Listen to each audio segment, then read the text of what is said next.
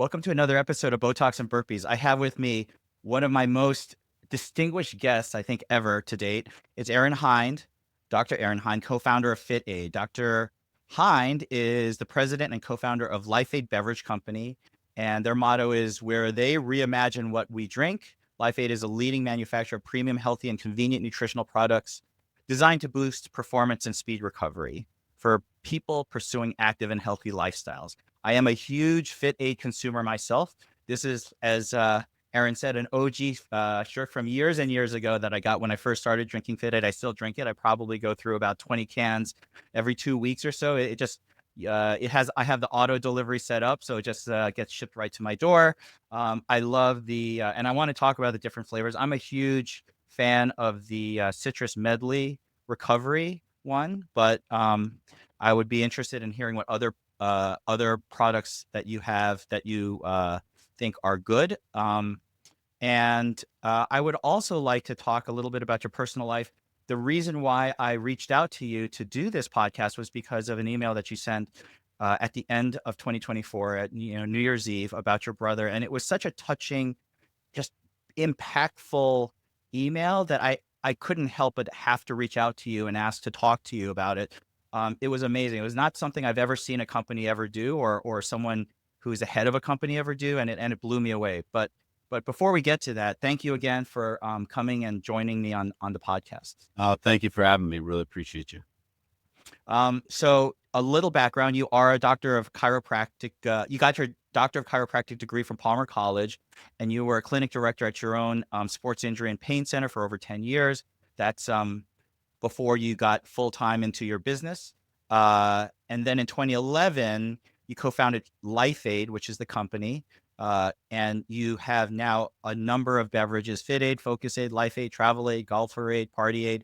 And the thing that I loved the most about this was, and I relate to it as a student too, was once your company had a lot of ups and downs, but once it finally got going, you were able to pay $240,000 in student loans in one fell swoop. And I think that is the dream of everyone who's coming out of training to be able to do that. And that must have been a pretty special feeling.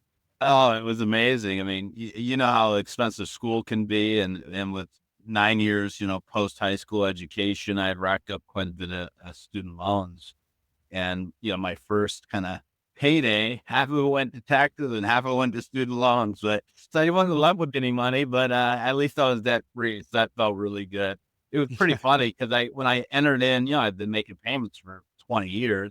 When I finally entered in the full sum and hit submit, the screen just was like calculating for a second, then it just said, "Thank you." And that's it. And I was like, I was kind of expecting like balloons to be released. There's some fireworks. That's so funny. So I think your start was really documented well in a podcast, My First Million, back in December 2019 at season 2, number 30, if you want to get a little more of an in-depth part of the start. But I get the sense that you are such a NorCal, Santa Cruz product. Like that is in your DNA, that's in your culture, that's in your life, that's in your ethos. That's how I see you as. Is that true? Oh, absolutely. I mean, we love Santa Cruz. I spent my whole life here. Both kids born and raised here. And you probably know, CrossFit was born in Santa Cruz as well. I was thinking back to like my earliest CrossFit memories back in, this had to have been, let's see, 1995, 96, somewhere in there. I'm coming home from college. I was going to St. Vincent College in Latrobe, Pennsylvania, coming home for summer break. And I happened to have multiple gym memberships because they were all pretty inexpensive to have. And we had a world gym, 2 world gyms here in Santa Cruz, a Gold's Gym and a 24-hour. And I was members at all 3 because there were, different girls at all 3. And so I jump around a little bit and train in different spots. And I remember this guy coming in, this trainer, a little older than me, and he'd always be like hiding multiple pieces of equipment. He'd be running like 3 people at a time, 4 people. And then they'd be jumping on this equipment and then over to another piece and then like run out the door and run back in. And I see him at like World Gym. And then after a few weeks, that guy was gone. And then I'd be over at Gold's Gym. Then I'd see him pop into Gold's Gym and he'd be working out there. And then he would got kicked out of there for kind of his training style and taking up too much equipment. And same thing at 24. Well, fast forward, that individual was none other than Greg Glassman. Wow. So you saw him before CrossFit was even named CrossFit, which is about as OG, I think, as you can get with the sport. And you've supported the sport and you've been a sponsor for all that time until today. And I want to talk to you about what your thoughts are about CrossFit and how you guys helped each other. It's actually funny because I feel like the companies that have sprung out of CrossFit, I think of you, I think of Sieta Chips, which wanted to mention as well, like who just got bought. Multi-billion-dollar exit. Yeah. Yeah. So it's crazy how the lifestyle ended up supporting products that I think the world has now adopted as being healthy. But you started obviously as an alternative to high sugar sports drink, and that's something I want to talk about. But you and your founder Orion Mellahan, your first product was named. You wanted to name it LifeAid. Is that true back in 2011 because of your party lifestyle? Yeah. Well, Ryan and I were always spitballing ideas. We met in the CrossFit gym. We met in CrossFit North Santa Cruz back in 2009, I think. My office when I was a chiro was in Scotts Valley. Well, CrossFit headquarters was in Scotts Valley, so that's how I became acquainted with CrossFit officially. Is because I was treating a lot of the members at HQ, and then when they'd have athletes come into town, and I was already working with high level athletes from the 49ers and the Giants, and so it was a natural fit. I was pretty athletic myself and working on all those type of folks, and so I started, they're like, hey, you got to come check out CrossFit, and I was like, okay, I'll check it out. And I remember going in there and seeing a couple of the guys, maybe a little younger than me, that were in pretty good shape that I had seen it at my office. I said, all right, I'm going to pace myself with these guys. They look like they're kind of, head of the pack type of thing. And I'll never forget that. I don't remember what the workout was, or I remember there was like lots of pull-ups and running involved. And I remember first round, I'm with them. I'm like, all right, I'm pacing with the top two guys. By round two, I'm in the bushes and I'm breathing. I hate to throw up. It's like my least favorite thing. And I'm just barely holding it together as everybody's just passing me, able to bring me all kind of snickering a bit. And I'm like, okay, maybe I don't have all my fitness quite figured out here. And, that was a fun little run. Yeah, I mean, that's how we kind of got going in the space. And Ryan and I, we've been going to Burning Man for years. We met in a CrossFit gym. Well, we had free time. We used to golf. So, all of our products really represent our lifestyle.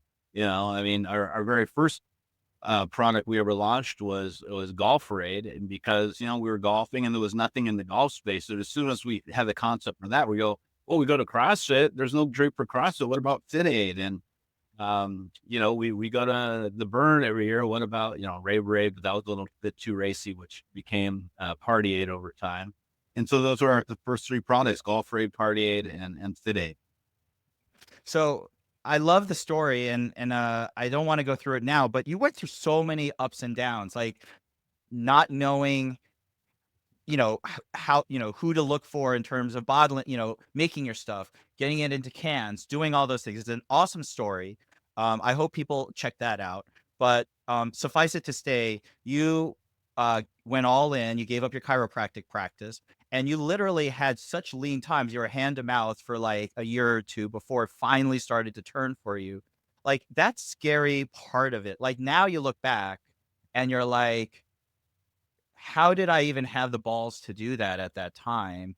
What is it when someone is in that situation and they're like, you know what, maybe I made a mistake here. Maybe this wasn't the right thing to do. What was it that kept you going on that? Well, some would call it stupidity. I called it ignorance and passion.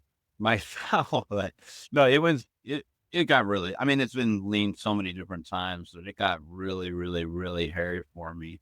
We had just purchased 6 acres off the grid in Santa Cruz. And so I moved a little 400 square foot trailer up there, and we're living off the grid. So there's no power, we had to drill a well, septic tank. I told my wife, look, we're just going to do this for like a year, I'm going to build us a house, blah, blah, blah. Right. And, and at the same time, I'm getting FitAids going, and Orion and I both have our own, kind of real jobs. And they came a point, it's like, look, we got to make a decision here. And where I was with chiropractic at the time, I felt like I had just kind of reached the top. I wasn't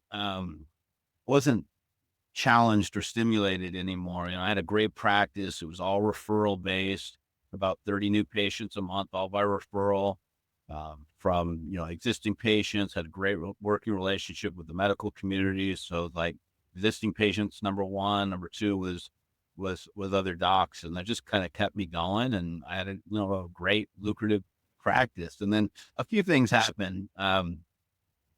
One, I decided to go all in real estate, because I'm looking around and I'm talking to some of my patients coming in. This was back in 2007. So 2007, I decided to take all my money and then leverage myself and then go in real estate. I buy like 4 properties, three or four. Well, with my existing on 4. And well, we all know what happened late 2007, if you're old enough. I mean, it was the absolute peak and the worst time you could possibly do that. Yep. So come 2008 rolls around, I've got 50,000 a month coming in income, and I've got 75 going out with all, the real estate stuff. And so that doesn't last very long. So I end up just completely going under. Fortunately, my practice was still going strong. And so I still had income, but then I lost everything. So I had no assets, no credit. So then I'm building it back up. I'm grinding with no credit. Everything's cash now. And the practice, again, is still going strong. And so 2009, Orion and I, meet, and we're getting things going. And it's like, hey, we got this company going. By 2011, I gotta sell. So it's like, okay, I'm going to go all in with FitAid. This is where my passion's at now. I sell my practice, and I have to kind of do it quickly. And, anytime you're selling a practice, as you know, it's very personality driven. Like, people are Yep. attracted to you and your approach and your style, your bedside manner, etc. Well, I sell to the guy who I knew wasn't quite the right fit. He just didn't have the charisma and everything. And I sell it to him. I accept payments, and fast forward 6 months later, he just can't handle it. He goes out of business, stops making payments to me. Okay, so now I've got no credit, no money, no income, because I'm not getting paid from FitAid yet, and he stops making payments on the practice. I'm living in an RV. I've got 2 kids. I'm fully off grid, and I've got no income. And so this is like, 2011 into 2012 and most of 2012. I'm like, what am I doing here? I'm in my mid-30s. I'm supposed to be in the prime of my life. I still have this massive debt load from my education. I've lost everything. And here I am on this beverage company that's really not doing well. And I put all my eggs in that basket. And, we're making macaroni, cheese, and tuna every night for dinner, because that's $1.50 for that meal. Bro, you can actually get some good protein and carb with that meal. And that was our reality for a period of time. And I would hit, a pretty low, dark spot in my life. It was like, okay, dust yourself off and gotta keep moving forward. Like, a pity party is not going to do me any good at that point in time. So, fortunately, we were able to turn things around. You did it with direct marketing, which I love hearing. You went direct to gyms. I love the fact that you reached out to gyms first, golf places, but then you went all in on CrossFit gyms, Yep. and you went from $700,000 to $4 million in sales, and that's just from CrossFit gyms, when you really focused in on FitAid and CrossFit gyms. And that blew me away. Like, the beverage industry, as you've mentioned, 95% of companies fail the first year, 99 after 5. You're Yep. one of the few that survive. And that was all based on just marketing to the consumers that you knew were going to want your product. Yeah. The direct response marketing we learned from a good friend and mentor of mine, Ben Alcivar, who's one of the sharpest marketing minds in the space. And fortunately, he took me under his wing and, really went out on a limb for me, and paid for some education when I didn't have the funds. And I dove in, both feet all at once, into everything I could learn about direct response marketing. And so in the early days of CrossFit, some of the CrossFit gym owners out there might remember, we would just send you a 4-pack of FitAid in the mail. You wouldn't request it anything. I just would send it to you. And I put you in a follow-up sequence where we would say, hey, this is a great product, made by athletes for athletes. Here's why it's, so great. Bring it into your gym with an initial order, 10 cases. I'm going to give you a free refrigerator. Well, you remember back in the early days of CrossFit, there wasn't really any refrigerators in gyms. If they had any products at all, maybe they bought a case of water from Costco and they were selling them for $1 a piece. It was really not any pro shops or anything. So this was like the very beginning of starting a pro shop in a CrossFit gym. Like, okay, they take us up on it. We get the fridge in there. Then maybe they got some of their own T-shirts and their waters, and you start to see a retail landscape developing in the space. It's funny because a lot of beverage companies that are startups now are trying to duplicate what you've done. We get the same type of stuff now that you did from other products that are trying to get into this space.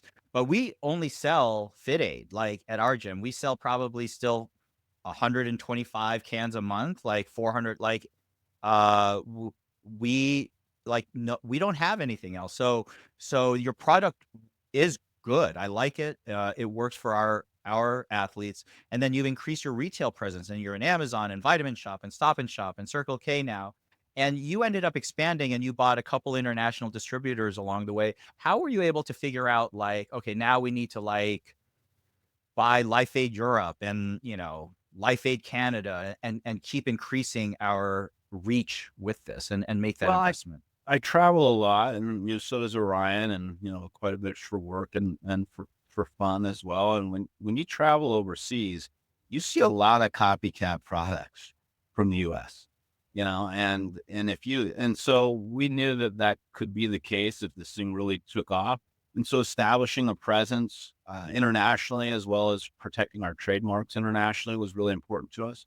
We had a CrossFit gym owner, Heiss, who owned a box in Europe, and said, hey, I saw you guys at the CrossFit Games. I'd love to bring it over. And we made a deal with him. He brought over one pallet. Fast forward a decade later, he's up running all of Europe for us and has done an amazing job. Our European and Australia, New Zealand business is all in gyms. So we don't have any retail presence over there. We stay strictly in gyms and direct to consumer, and have some really great established partners over there. That's pretty awesome. I want to talk a little bit about your product because it's really funny. I only actually drink one of your products. It's the FitAid Recovery Citrus Medley. I find that one the original, basically. For me, it's the original. OG. Yeah, and then the other two that actually are and that's very popular at our gym. Also the sugar-free one. The only other one that we really sell, because we've tried all the other ones, but the ones that the people really like are the FitAid Recovery with the creatine. I mean, RX rather, both That's sugar and non-sugar. Here. Oh, is that right? Little juicy apple. That's my favorite. So, which ones are the popular ones, and how have all these new flavors? And I want to go through all the different ones a little bit, just so that people know like what the products are. And we've got a FitAid Zero Sugar Recovery Fruit Punch, brand new flavor launching tomorrow. So is that right? Yeah. All right, got to try. I'll try that one too. I mean, I'll send you out a case after this. I'll be up to my ears in FitAid. I can't wait. Thank you. So this has now, a lot of people say they have clean drinks, but I really feel like this is the one that I can keep drinking and I don't feel like ick and I don't feel crazy about it. How did you come up with the original supplement formulation, and have you changed any of it or just added and made different products based on how you formulate it?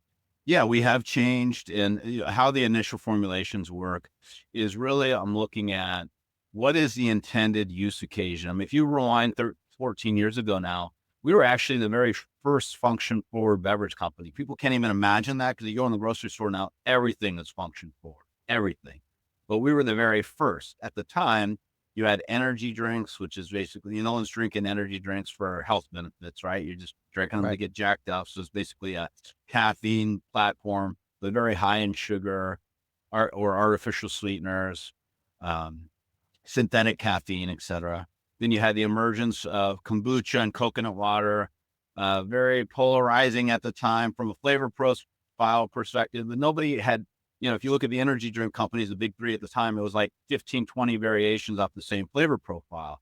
Well, we wanted to be function forward. So we said, okay, what are you looking for? CrossFit is the most taxing workout that there is. People are just sitting in sweat angels afterwards. Like, what's going to help get your body back to life and recover as quickly as possible? And so I would just kind of go on Medline or PubMed and look at, okay, well, what are people taking? What are the different supplements? What are the efficacious doses of this and that?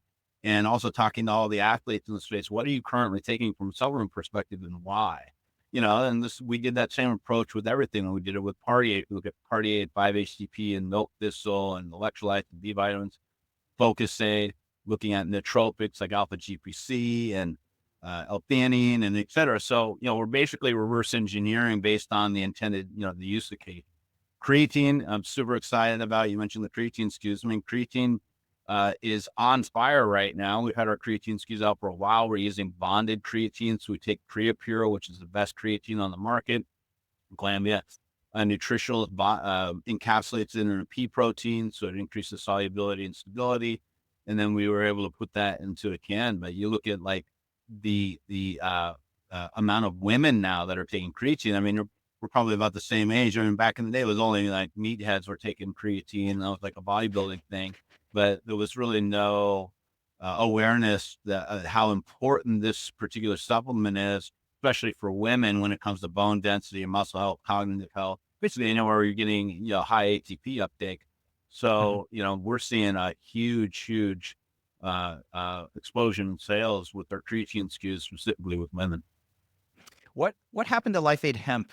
That was out, and now I don't see it. Yeah, we had to kill it.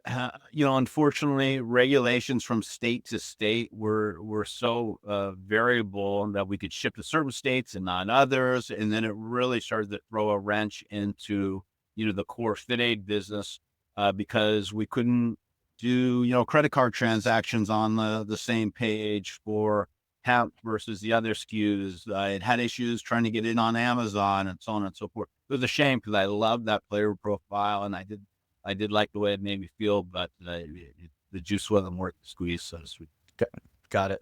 Let's talk a little bit about your personal challenges. So, what really struck me was that back in 2020, you lost your home in Santa Cruz to a wildfire, which is it hits homes now because West LA and the devastation that is happening there.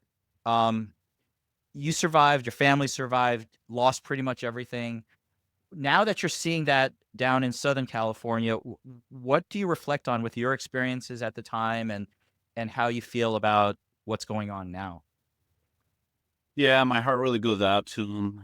Got to hang out with a good friend of mine whose mom lost her home, and I'm chatting with her later today after 50 years in the same place.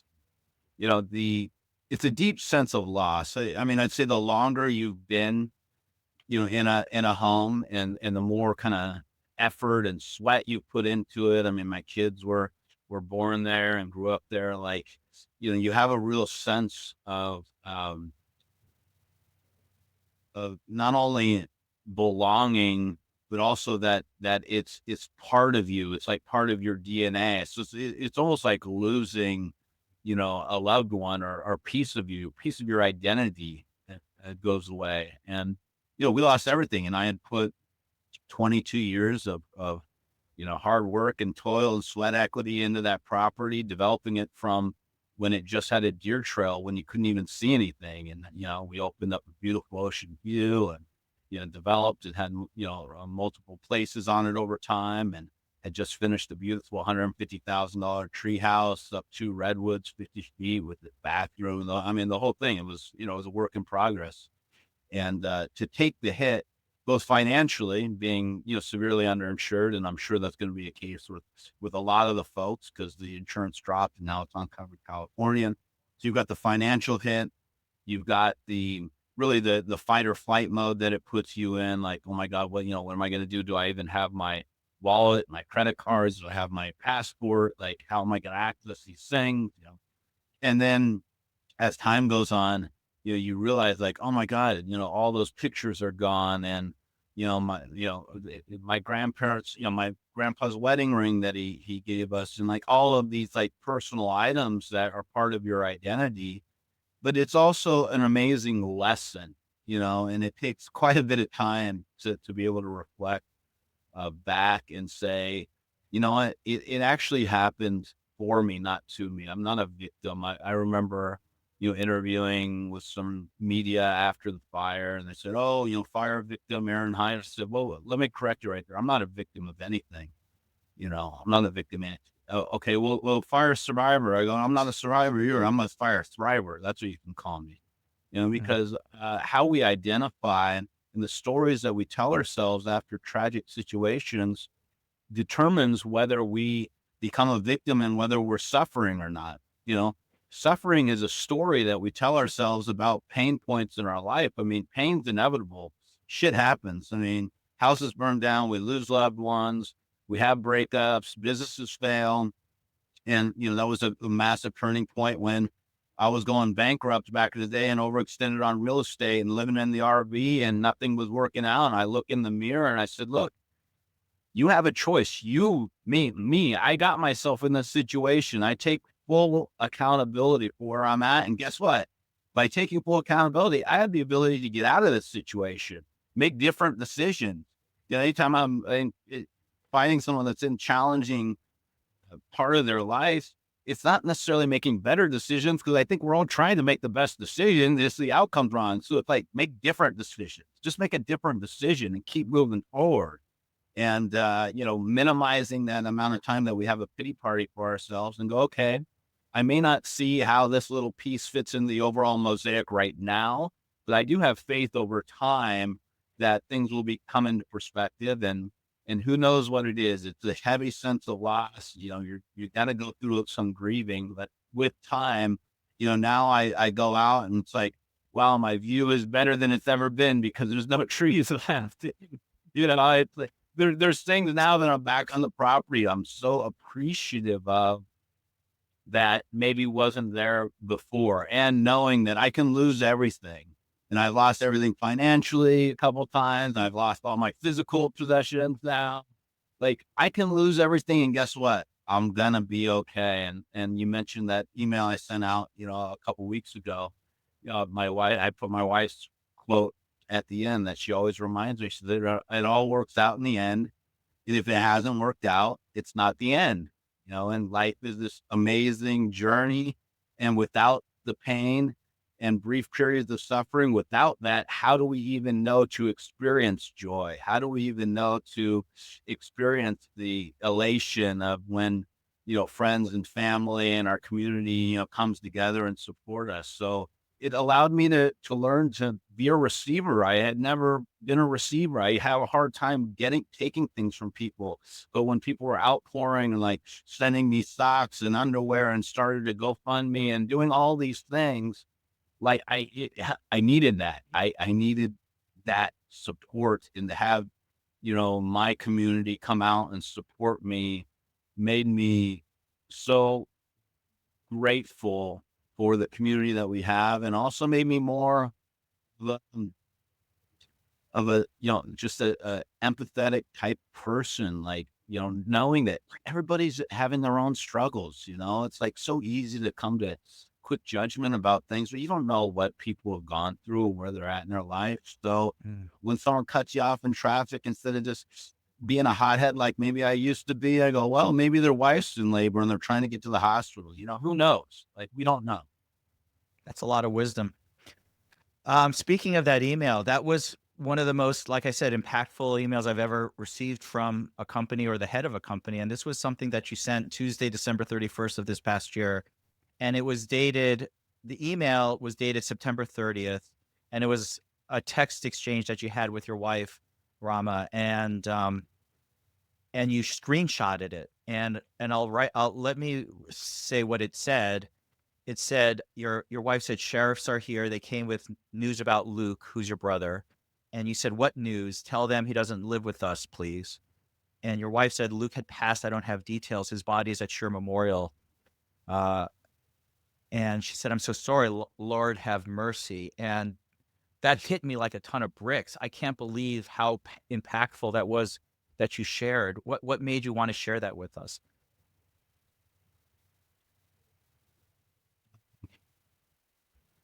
Sorry, it's still hit home. A little harsh.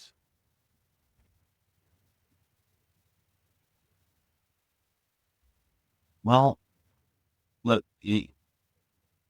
there's a lot of products out there, and you could say, "Oh, my product's better than everybody else's," and we make choices on who we want to support and what companies we want to support with our wallet, and that's part of this great society that we live in. For me, our company is more than just FitAid and the products we put out. It's the people behind it. It's the story. It's all of our incredible team. It's all the effort and time and thought that goes behind, everything we do. It's our ethos. It's, the products is one aspect of what makes that up. And so I found the more I can open up, which is not natural for me. I'm very introverted person, just innately, and so being open, being more engaging is a challenge for me. But it's a great challenge, a necessary challenge.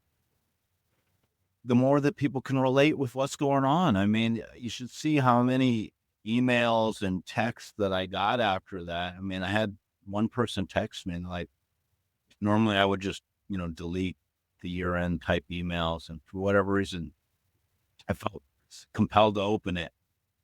And their little brother was also named Luke and also passed very unexpectedly.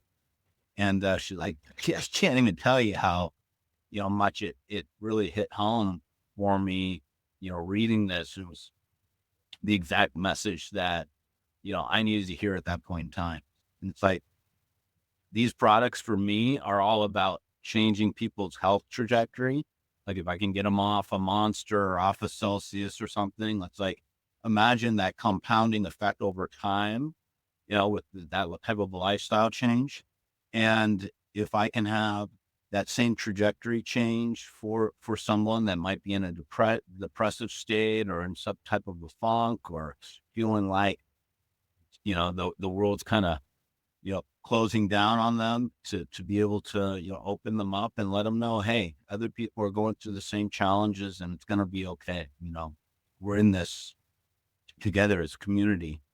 And, that's really, why I choose to open it up and, put out my cell phone and just let people know where I'm at. It's life. We're all living it. We're living it the best we know how. And, it's not perfect. It can be messy at times and lots of challenges, but it's also, amazing. And I don't know if anyone got out to see the moon last night or this morning before sunrise, but we're so blessed, like God is good and life is good. And it's an amazing period of time to be alive. It was such a powerful reminder about gratitude and regret and loss. And so as soon as I read that, I reached out to my two brothers who I'm not as close as I should be. And I just told them I loved them just because of that. And I thought that was so powerful. And I was so grateful for the fact that you were able to share your loss and regret and and that made me better. It made me a better person because of that, which I really appreciate. Thank Which you. I never would have imagined from a CEO and president of a beverage company. It's amazing. That just blows me away. So you can do good anywhere, no matter what you're doing, and the fact that you keep that in mind with you personally as well as your company just makes me feel like there's really a lot of good in the world, which I appreciate. No, thank Um, you. so um, let me talk to you a little bit. Let me switch a little bit gears and talk about you've talked about CrossFit, and I know there's been so many changes going on with CrossFit, and you probably have one of the best perspectives about CrossFit as well as a successful entrepreneur. what is the future of CrossFit? Where do you think that it's going? Do you think it's going to go where it needs to go? You shaped your company. How is CrossFit the company doing? How's it doing? Well, overall, not well right now, I would say. Okay. Yeah. Yeah, it's not well for a variety of reasons. Um, some of it's just, bad luck, there's been a series of things that have just kind of added insult to injury for CrossFit. And look, I've met the leadership. These are good people. They're smart people. There's a lot of, ridicule, I think, and some of it I don't think is really founded. I think a lot of it is just, how things have played out, and people maybe not having a real grasp on how businesses function, or if the business is being bought by, private equity group. Well, they want a return. That's the whole point of them, purchasing a business. So if I was running CrossFit, maybe that would be the best way to answer this question. Here's what I would do Yes. differently. And here's Yes. some things that I've been saying for the last 14 years. I grew up in CrossFit. You're obviously in great shape and a CrossFitter and active at the gym. There's two types of people.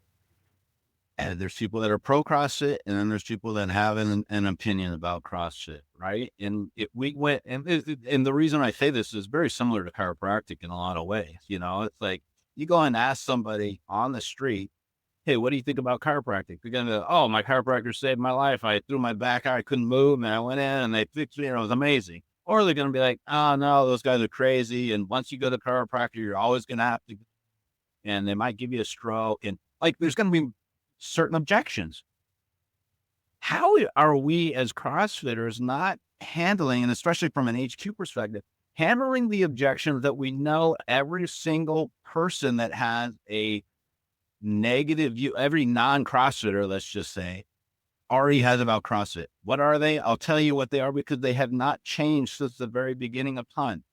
Oh, to start CrossFit, you already got to be in great shape, right? If you're a girl, what's going to happen? You're going to get too bulky, right? Or number three, oh, you're going to get injured if you do CrossFit. These are the top three objections that have been like that since the very beginning. So if I'm HQ and I want to provide value to the affiliates, which is what this should all be about, because a lot of people are like, "Oh, well, how many people?" I know Savannah always asks people if they're affiliated still, and if they drop due to the price increase, which went from, what is it now? It's up to like $4,000 or something. Yeah, like three I and a think half or something like that. 3 years. Yeah. Yeah. And my point is, it doesn't matter if it's 3,500. It doesn't matter if it's 35,000. Okay. It doesn't matter. That's not actually the pain point. Because if I'm CrossFit HQ and I'm delivering you as a gym 30 new members every month, and you know that the lifetime value on that membership is $50,000 each or whatever, I could charge you $30,000 a month, and it's still a great deal. Right. So it has nothing to do with what they're charging. It has to do with the value they're providing for the cost. You need to, with any service or product, you need to exceed the perceived value needs to exceed the cost. Okay. So number one, a massive marketing campaign dealing with the top three objections, which has never been done. Okay. You need to show people that are completely out of shape, doing a beginner's class in a very safe way and transforming. There's amazing transformative stories in CrossFit. There's no modality in fitness, maybe outside of like the Marine Corps boot camp, that has the transformative power of the CrossFit box. So they need to deal with the objections and show the transformation. And then number two, they need to get the marketing machine going and drive people into the affiliates and be able to track them. And you could give a report to each affiliate owner. Here's how many leads that we sent your way. Now, if you can't close a lead, that's on you, the owner. You're not going to be around very long, but here's the lead that we sent you. And there's already people in the space that have been doing this for years, doing, Instagram and Facebook ads, and TikTok marketing, et cetera. There's lots of ways we can do this, referral campaigns, et cetera, to drive people into the affiliate. Then you're increasing the perceived value, the actual value relative to whatever the cost is, and they could make a lot more money and charge a lot more the more members that they're tracking, they're driving into this affiliate. It's as simple as that. So why those two things have never been done, I'm at a complete loss. So those are the first two things I would do if I was taking over. Simple. Yeah. I feel like that's so simple, and yet there are, I can imagine CrossFit HQ having a lot of reasons in their head why they can't or won't or aren't going to do those things. And it's you're spitting truth right now to me, at least on that. That's it's terrible that they're not going to do what I think they should be doing in terms of success and growth, and that they've been floundering for as many years as they have right now. I agree with It's you. a win-win for everybody. It's a win for the community. You're getting more people in shape and in the CrossFit Yeah. gyms. It's a win for the affiliates by driving Yeah. members in and taking care of a lot of big objections that people may have that are unjustified. And it's a win for HQ because they'll be able to charge more and keep that revenue model. And then when everyone's like, oh, CrossFit's great. Yeah, they send me X amount of members every month. Like you'd have a lot more people going, well, I want to start an affiliate if that's the Mm. case, and having this type of model. So it's the challenge becomes, and I think this is a big takeaway, and this is, everybody at LifeAid gets, it's hard to see, it's a little branded notebook here that we all carry around with us. And in it, we have our core values written at the front of the book. And core value number 10, always play the long game. Always play the long game. The problem is right now, CrossFit HQ is playing the short game, and they should be playing the long game because the long game is beneficial even in the short term. That's what they're failing, I think, to realize. And if they were to handle these things and drive more value and drive memberships in boxes, you're paying. Yes, it's going to cost an expense, but it's playing the long game. It's going to increase the enterprise value significantly and make CrossFit cool again. I mean, right now, it might be more exciting in Europe, but domestically, and you talk to affiliate owners, I talk to a lot of affiliate owners. Hey, how come you're not affiliated anymore? How come that? How about this? They are affiliated, but they dropped CrossFit out of their name. It's Santa Cruz Strength and Conditioning instead of Santa Cruz CrossFit. Yet they still pay the affiliate fee. Why did you drop CrossFit out of your name? It's doing me more harm than good. You know how many Oh times my I've heard God. that? It's doing me more harm than good. I mean, that should be a massive wake up call right there. Doing me more harm than good. Like, oh shit, what are we doing with our brand where people are still paying us, but they don't even want to market it anymore? That's terrible. Terrible. Let me ask you, what's the first core value? Just the number one on your notebook. Number one, create the most fun, healthy, holistic, and fulfilling work environment in Santa Cruz and beyond. I love Yeah. that. All right. So let's talk about LifeAid then. Um, so what is your future as a company? Let me just, when I um, scheduled you for this podcast, I just wanted to look at the energy drink industry a little bit, and it blew me away. The numbers are insane. So energy drink sales were $53 billion 2 years ago. It's supposed to grow to like $86 billion a year in 2027. Red Bull is valued at 22 billion. Monster is like 50 billion. Celsius is network is worth is like 6 billion. And the buyouts have been insane. Keurig, Dr. Pepper bought Ghost, who I never heard of in my entire life. I've never seen a Ghost beverage in my entire life. Just bought them for like 990 million for 60% ownership. Yeah. All of this. Now, I look at LifeAid and I'm like, this is the next announcement that's going to be made is this acquisition here. No? No, no, no. Well, I'll tell you a couple reasons. We are unwilling to sacrifice on our core values and our ethos. We will never have a beverage that is artificially sweetened with sucralose, aspartame, or ACE K, which does kill your gut microbiome. You look at some of the studies, and you're like, oh, the sucrose level is so small and you excrete it. Like, well, no study's been done on low doses over 10, 15, 20 years on what that does. to your body. We'll never use artificial dyes, red this and blue that. We'll never use synthetic caffeine that all of those drinks have that comes from the gigafactories overseas with no regulation whatsoever. Our products uh, have a supplement panel and not a nutrition panel. Well, why is that? Well, there's, you know, that there in the 60s, there was something that the FDA passed called GRAS, generally regarded as safe for food products, which is complete crap. I mean, if you look at the food additives in the US relative to Europe, it's like they have like 70 approved the food additives, and we have like 7,000. I mean, it's mind blowing. I'm probably off on the numbers there. But it's crazy what we allow in our food and what they don't. And there's a lot of little things that we know is crazy. Like we use the methyl form of B12, methylcobalamin, right? Which is the superior form. It's more bioavailable. You know, it's a better form. Period. There's no question about it. Guess what? The methyl form is not GRAS because they haven't updated these things since the 60s.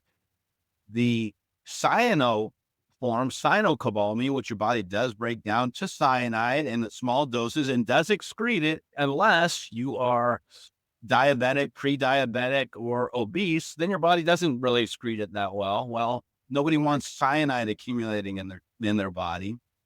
Cyanocobalamin is GRAS. You know, so there's all these like little things that if you're actually focused on doing the right thing, playing the long game, and creating the best, most efficacious, healthiest, cleanest product available, all these other companies that you're mentioning with these multi-billion-dollar valuations, people think that they're healthy, especially women going towards like a brand that you previously mentioned that's up to $6-8 billion, or an Alani or some of these other ones. They all have synthetic caffeine from gigafactories overseas, which is horrible, nasty stuff. There's a book called Caffeinated if you want to go down the wormhole on synthetic caffeine, which came out of World War II. The Nazis developed it. I mean, this is like, it's Monsanto and Pfizer collab from back in the day. It's crazy. Synthetic caffeine. They all use cyanocobalamin. They all use artificial sweeteners, sucralose, aspartame, or K, or a combination of which, right? And we're just not going to go down that road. So, you know, we're happy being where we're at and continuing to develop great products and servicing our community and gyms and direct to consumer and high end retailers like, you know, Whole Foods and Sprouts. And, you know, that's where we stay in our lane. I mean, you guys aren't, you guys are pretty big too. Like your revenue is what, 20 million a year they're estimating. You don't have to tell me the actual. That people are valuating you at over 100, 120, 140 million, something like that as a business. I understand. So let me ask you two questions. One is, you said you wanted to grow to like $1 billion or 200 million in sales or something like that. Like you obviously as a company, you want to grow as big as possible. Yep. One, how are you going to do that? And two, what if a company like PepsiCo said, listen, you guys do what you do. We respect the way you guys do it. We'll just give you a crap load more money to leverage yourself into a bigger player, but you can we won't have you compromise how you produce your product.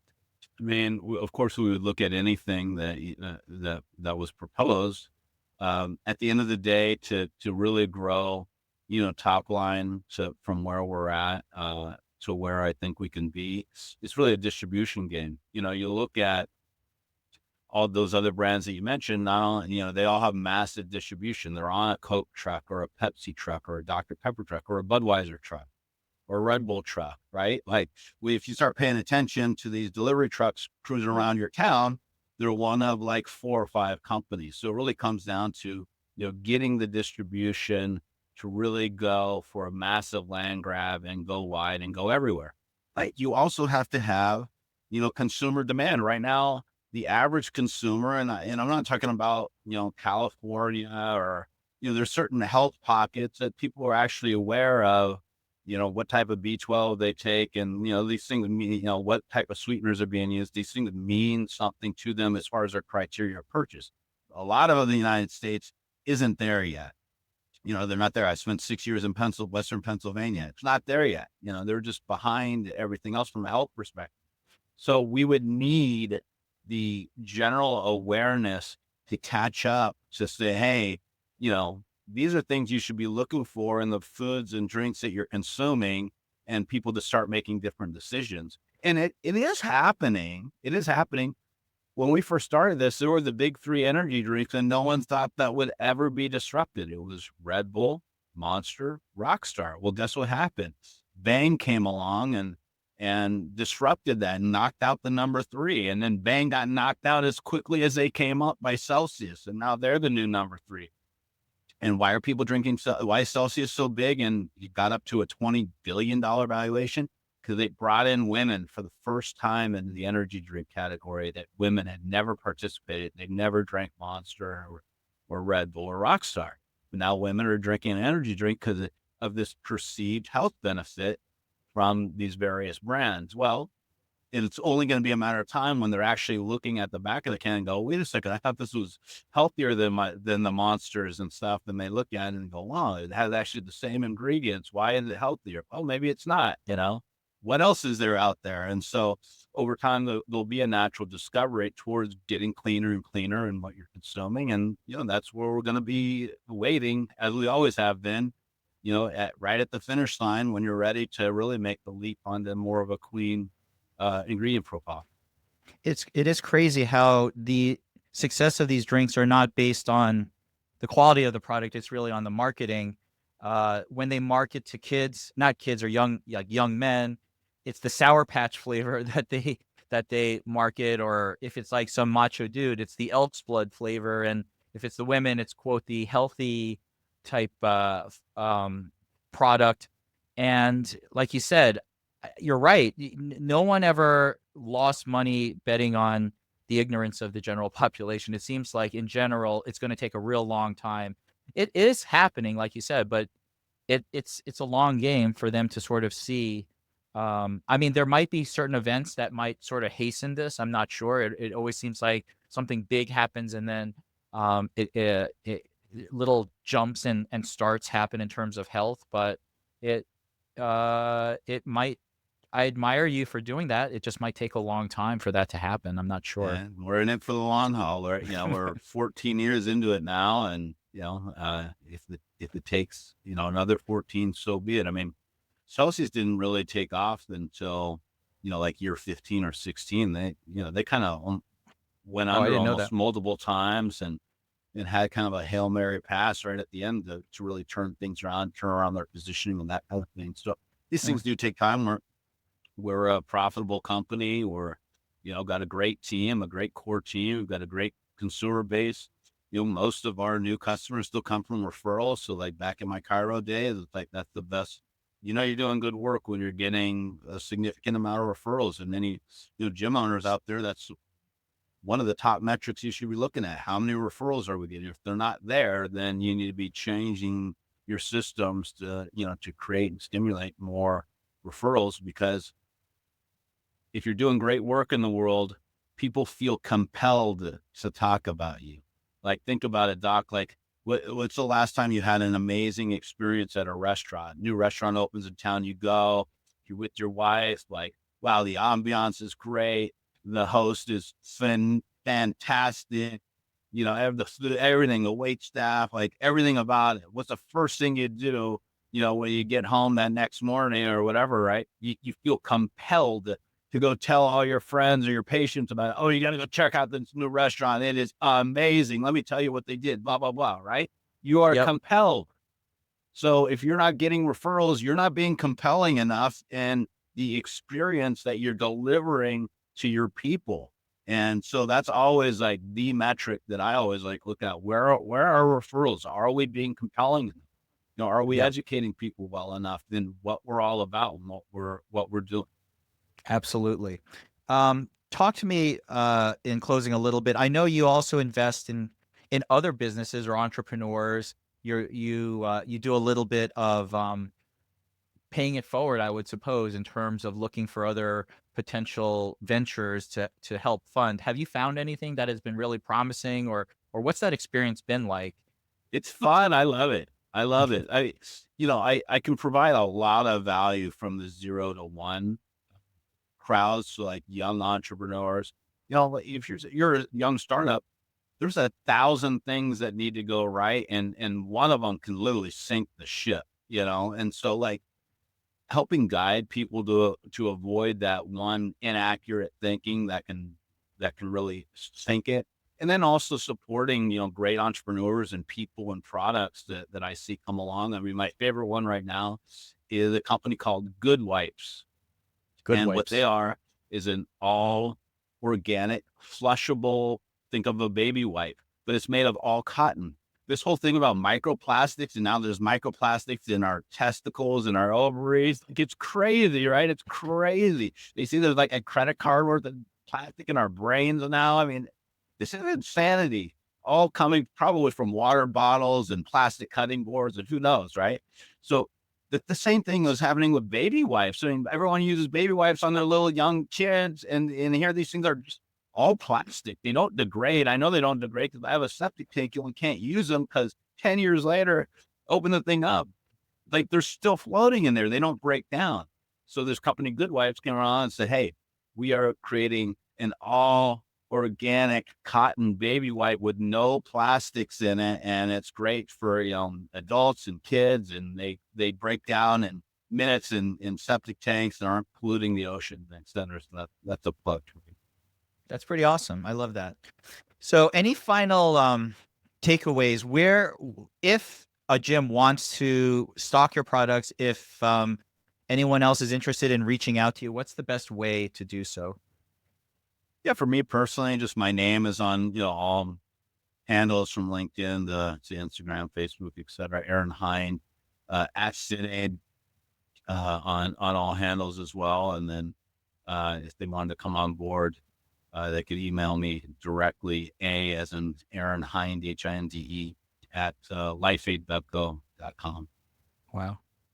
Aaron, it's been such a pleasure to talk to you. I feel really inspired actually now that I've listened to you talk about your life and experience. And is there anything else you'd like to say or share before we sign off here? I'll end with my wife's quote again, because it's just such an important thing to keep in mind, that, you know, it all works out in the end, and if it hasn't worked out, it's not the end. So I love keep moving forward. We're on this struggle together, and you know, God is good. Life is great. I love that. I love that quote. I'm going to be using it forever. Thank you so much. All right, Doc. Thank you.